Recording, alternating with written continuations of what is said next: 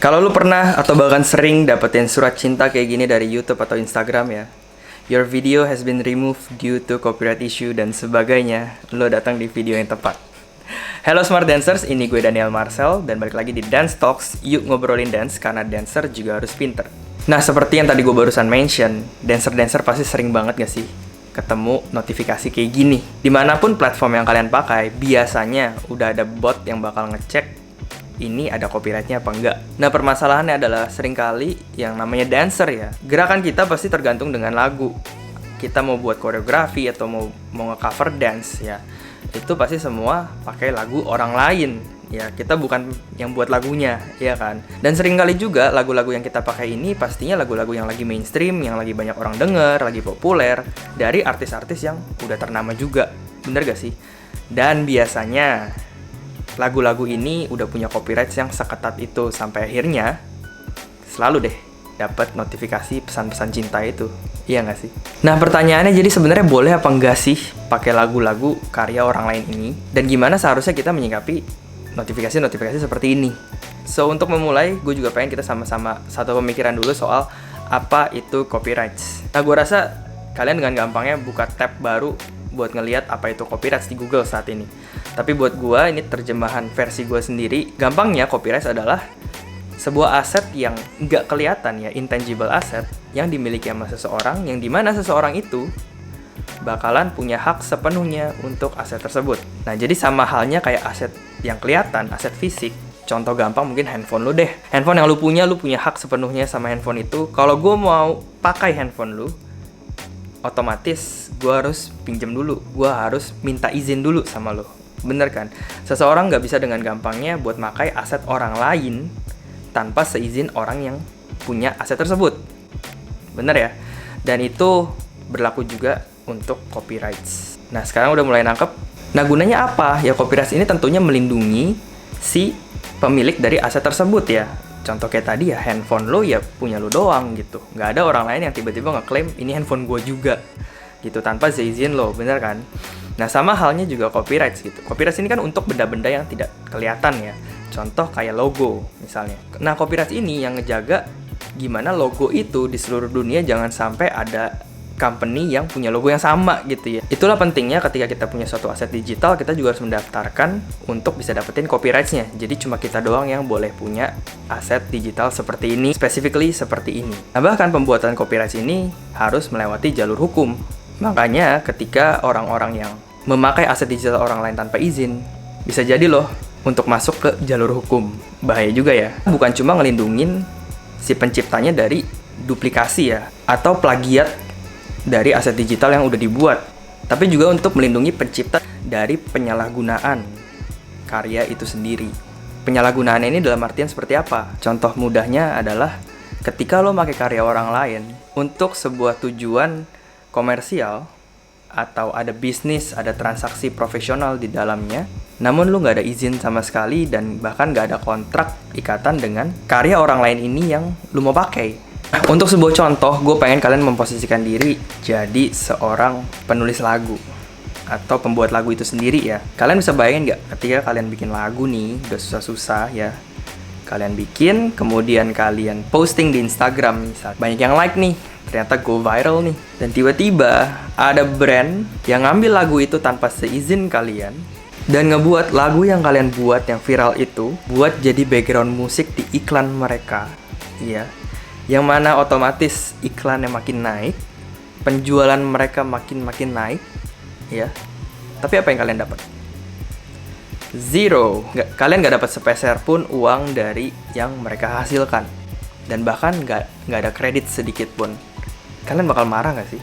Nah, disitulah sebenarnya copyright melindungi karya dari aset lo itu, yang mana ya pastinya lagu itu harusnya lo udah daftarin juga di lembaga hukum yang tepat ya, yang dimana ketika ada brand yang memakai lagu lu ini tanpa seizin lo, ya lu pastinya bisa nuntut nih. Nah, jadi paham ya konsep dari copyrights ini, selain tadi mencegah adanya duplikasi atau plagiat dalam pembuatan sebuah karya. Nah, ini juga poin keduanya, yaitu melindungi pencipta dari sebuah karya untuk memiliki otoritas full atas karya tersebut, bahkan dalam sisi komersialnya juga. Dengan pemahaman ini juga, gue juga pengen ngerimain ke teman-teman dancer juga ya. Gue tahu kita semua itu sangat-sangat bergantung dengan yang namanya musik. Dan ini pun based on pengalaman gue pribadi ya. Seringkali gue diminta bikin konten gitu ya. Dan dalam sebuah konten dance, ya pastinya harus ada lagu, balik lagi. Dan lagunya ini nih dari mana? Kita juga harus make sure kalau lagu yang akan kita pakai ini sudah jelas perizinannya. Jadi jangan sampai kita main seenaknya ngambil lagu orang lain, pakai untuk jadi konten kita. Balik lagi ya, kita bakal dibayar sama brand, contohlah sekian, untuk bikin konten ini. Apakah kita memberikan apresiasi untuk si pembuat lagu? Nah itu yang harus kita pertimbangin. Nah makanya seringkali kalian bisa cek sendiri di konten-konten gue yang kerja sama dengan brand dan harus memakai lagu. Keseringan, gue juga sangat-sangat kritis dalam menanyakan ya kepada brand, lagunya udah ada apa belum? Ya ini harus dari saya yang buat lagunya, atau sudah ada nih jinglenya, sudah ada lagunya, jadi saya tinggal pakai. Dan urusan itu lagu dari mereka buat sendiri atau mereka sudah izin ke artisnya, itu urusan mereka. Jadi gue pun gak mau sampai gue yang punya tanggung jawab untuk ngurusin copyright dengan artisnya gitu ya. Gue lebih baik ngebayar orang lain ya, teman-teman yang bisa bikin lagu, daripada gue harus pakai karya orang lain yang dimana gue dibayar loh buat konten yang satu ini. Paham ya maksud gue? Karena to be fair, ketika gue pakai karya orang lain, ya gue pasti harus ada persentase sama dia gitu, harus ada deal yang fair sama dia. Yang mana itu tentunya bakalan lebih sulit dibanding gue cari orang untuk, gue mau bikin lagu dong sama lu, entah itu instrumental, entah itu dia mesti nyanyi, gue bakal bayar dia sesuai rate yang dia tawarkan. Easier, right? Nah itulah yang menurut gue menjadi etika, satu standar yang harus dijaga ya untuk membuat konten dance itu sendiri, apalagi yang sifatnya komersil. Disitulah gue juga menjaga integritas gue sebagai dancer yang menghargai karya orang lain, khususnya yang membuat musik itu sendiri. Nah terus ini masuk ke pertanyaan selanjutnya. Kalau misalnya ini bukan sifatnya komersil, kalau bukan untuk menghasilkan uang, hanya sebatas karya aja, gimana? Boleh apa enggak? Nah ini juga mungkin yang jadi pemikiran gue ya. Kan toh juga ini gue gak dapet duit, bukan untuk komersil. Terus ketika gue buat dengan sepenuh hati nih. Gue lagi suka karyanya dia nih, misalnya contoh lagu Galau nih misalnya. Gue lagi suka banget sama lagu Galau ini gitu ya. Gue udah meresapi segalau-galaunya, dan gue mau buat ini sepenuh hati loh. Gue buatkan koreo, dan bahkan gue gak dibayar di sini. Gue buat dengan inisiatif gue, dan gue pun mau karya ini bisa dinikmati banyak orang gitu ya, karena gue buatnya dengan sepenuh hati gitu. Kan toh ini bakal mempromosikan lagunya, kenapa gak boleh? Bener gak? Bertanya-tanya gak sih soal itu? Nah, jawaban gue simpel banget. Balik lagi, udah izin belum? Itu aja sebenarnya pertanyaannya. Mau tanya boleh apa enggak, itu sebenarnya bukan sama gue, bukan sama diri kalian, tapi sama penciptanya, karena penciptanya yang punya lagunya. Jadi balik lagi tinggal diizinin apa enggak. As simple as that sebenarnya. Untuk itu gue pun gak jarang ya, ada beberapa artis yang gue DM ketika gue mau pakai karyanya. Ini gue kasih contoh aja. Salah satu mega project gue yang Bendera Project, ya kalian bisa cek di Instagram dan YouTube gue juga. Project terakhir yang super besar ya sebelum pandemik yang gue buat. Dan project itu merupakan project yang non komersial, ya gak ada sponsornya. Semua itu bahkan gue kumpulin orang-orang yang ada di situ tuh bener-bener tujuan utama kita satu, buat ngerayain 17 Agustus dan buat nunjukin sisi dari nasionalisme kita. That's it. Itu tujuan utamanya. Dan orang-orang ini udah terkumpul, idenya udah oke juga, dan bahkan udah ditentuin lagu yang akan dipakai adalah lagu yang membawakan nasionalisme juga. Yang mana saat itu lagu yang menurut gue sangat-sangat mewakili dan sangat mendukung dari konsep besarnya, yaitu lagu dari Kak Vijay Daniel Mananta, Bendera. Nah gue sadar betul di project yang sebesar ini, walaupun ini tujuannya adalah sebuah karya ya yang non komersil. Nah sebelum gue pakai, gue DM loh. Dan ini sebelumnya gue belum pernah ada kontak ya, ketemu langsung, berpapasan, ngomong langsung tuh gue gak pernah. Ya gue belum pernah ada kesempatan seperti itu, dan gue beranikan diri buat DM aja gitu ya. Dan toh ini etikat baik gue aja kok, ya kan. Gue DM, mungkin gue bakal taruh ya di sinilah singkatnya soal DM gue, ya kan. Yang mana DM gue itu ya berisi soal kenalin diri gue siapa, apa yang gue lagi mau lakuin, dan gue di sini nge-DM itu punya maksud untuk ngasih tahu gitu, ngasih informasi di mana gue bakal pakai karya Kak Daniel ini untuk project yang besar, yang dimana tujuan utamanya adalah untuk Indonesia ini sendiri gitu. Jujur gue pun gak berekspektasi bakalan dibales gitu ya. Gue tahu how busy you are, Kak, dan ternyata turns out dibales, guys. If you're watching this, kita belum pernah ketemu sama sekali, tapi I'm really happy buat ngelihat balesan yang sesuportif itu sama apa yang saat itu gue lagi mau kerjain gitu. Sampai akhirnya pas dipublish, hari dipublish pun gue update lagi gitu, kita udah publish nih, Kak, please watch it. Dan bahkan sampai di repost sama dia.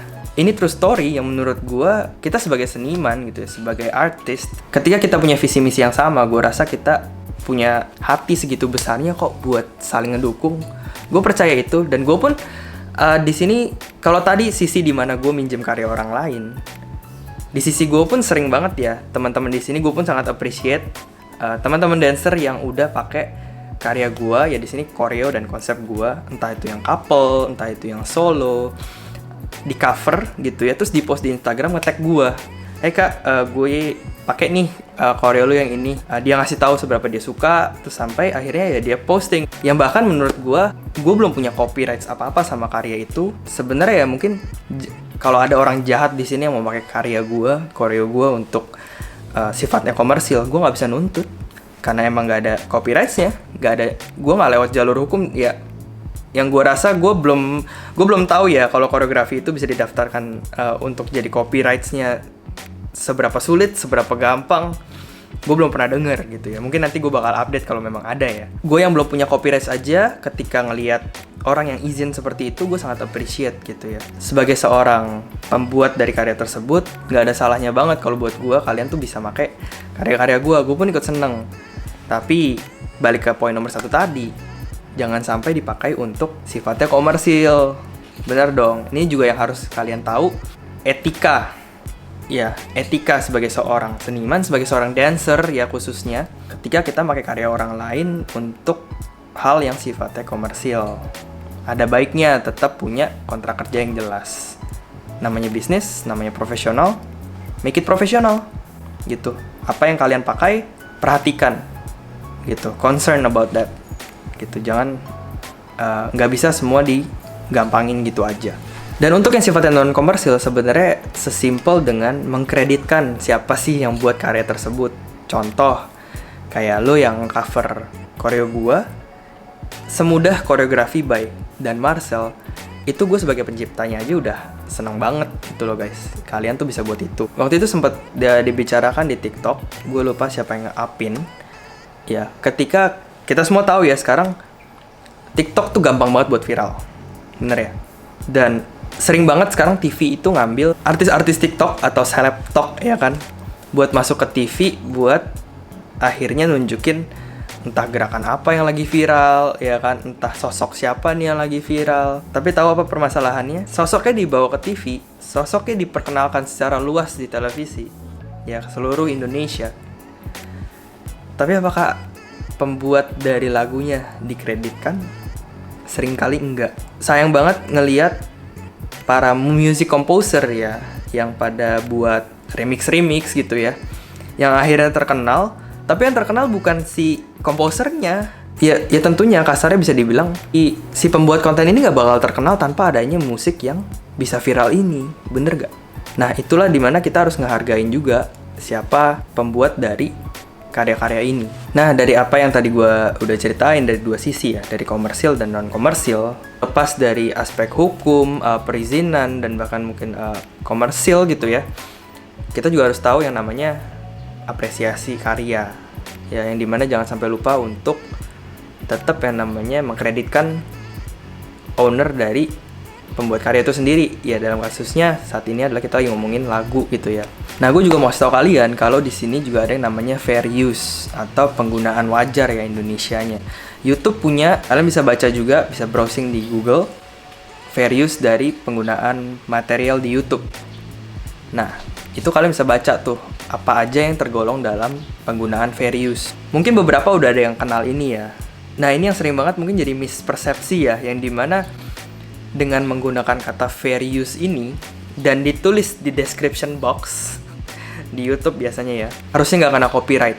Nggak juga guys gitu, kita nggak bisa memiliki perspektif seperti itu gitu ya. Gue pun jujur dulu pernah pakai lagu ya kan yang udah terkenal, terus di bawahnya gue tulis artisnya gitu, gue kreditin lagu by siapa, sama di bawahnya ada various purpose bla bla bla bla bla bla di description box gitu ya. Yang gue harap itu nggak kena take down, nggak kena copyrights. Turns out kena juga guys, kena copyright claim. Dan itu benar-benar bukan sesuatu yang ngebuat kita terlepas dari copyright claim ya, karena yang ngecek video kita itu bot. Ya kalian bayangin aja berapa banyak orang yang bikin video setiap hari, setiap menitnya gitu ya. Dan kalau ada orang yang mesti ngeliatin itu, ya sekarang pun udah canggih ya, dan namanya AI juga ya kan, Artificial Intelligence, yang bisa ngecek, oh ini video mengandung musik dari si artis ini. Sekarang tuh internet udah punya library yang segitu lebarnya gitu ya, segitu luasnya. Dan secepat itu bot untuk ngecek, oh video ini ngandung konten dari si artis ini. Itu udah dengan gampangnya gitu ya, sekarang tuh terintegrasi seperti itu. Bahkan di YouTube itu cepet banget ya, gue baru upload video aja udah ada ini mengandung copyright claim. Dan akan sangat sulit untuk bernegosiasi dengan bot. Nah yang di sini gue mau sampaikan, bukan cara untuk mengelabuhi botnya atau menghindari copyright itu sendiri, tapi memahami soal bagaimana lu harus menyingkapi ketika lu ketemu yang namanya copyright claim seperti ini. Dan lu harus hadepin gitu, dan lu harus dengan gentle mengakui kalau lu emang memakai karya ini tanpa seizin dari artis itu.